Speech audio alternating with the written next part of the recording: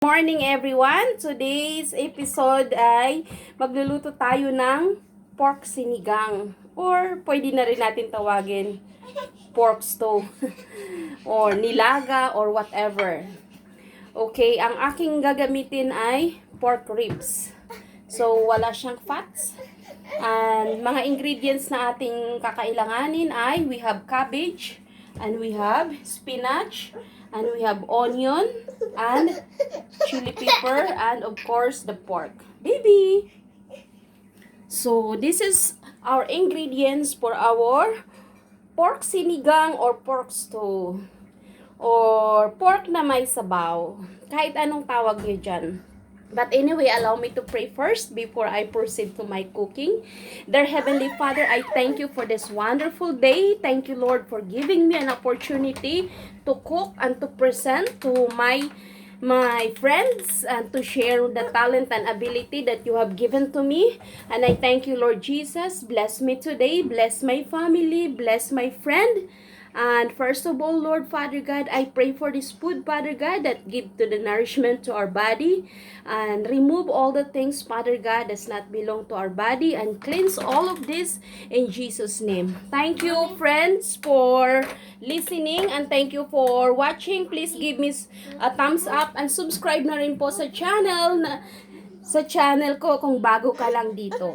Thank you so much at saka maraming salamat sa mga taga-suporta at maraming salamat din sa mga taga-panood ko sa aking mga ginagawang video. Meron akong pinakulo na tubig. Ang gagawin natin ay iba-blanch muna natin ang ating pork. Okay, blanching in 5 minutes para matanggal kung ano man ang mga bagay na, before you cook in the proper way of cooking. Disclaimer to, ito lang po, sa akin lang po, hindi ko alam kung ano po yung paraan ng pagluluto nyo. I put salt, and then 5 minutes, iba-blanch ko po siya. I blanch, and then I will throw the water. Okay, cover it. Okay, as you can see, this is the one I blanch. Okay, so tatanggalin lang natin siya. We will remove the beef. Hindi pa siya luto it's not yet cooked. Nag-foggy siya. It's not yet cooked. So we need to remove this one because the blood already come out.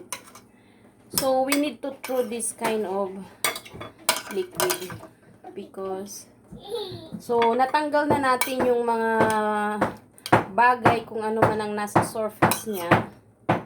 So ganyan yan. I learned this when I'm training in the Singapore. 2005, I'm thinking to go there to Singapore to work. But this is the way with the Singaporean cook their food, the everything blanching. We will put here now in the pot. We remove the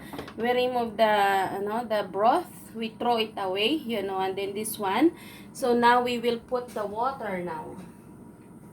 Put the water.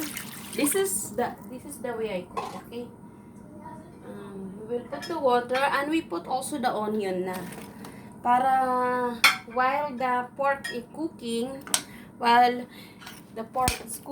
onion also will cook and will absorb. So for now, I will put a little bit of water. A little while, I will put na the amount of water for soup. So para maluto mo na siya. I have to put some salt now. Para at least hindi masyadong nadami. Soup ang ating lulutuin. Lalagyan natin ng more water.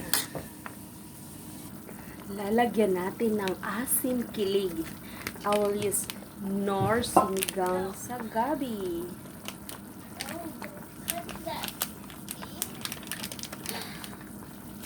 Cheese. Ayan, it's so delicious. This is asin kilig. Para asin kilig. Lalagay na natin yung cabbage para mayroon lang ako ditong yung maraming gulay. Masarap pag maraming gulay, diba, Joshua? Cabbage is ulam na rin yan. Okay. Yeah. Bibig ko talaga to. So, we put the cabbage now. Cabbage is good. Is good in fiber.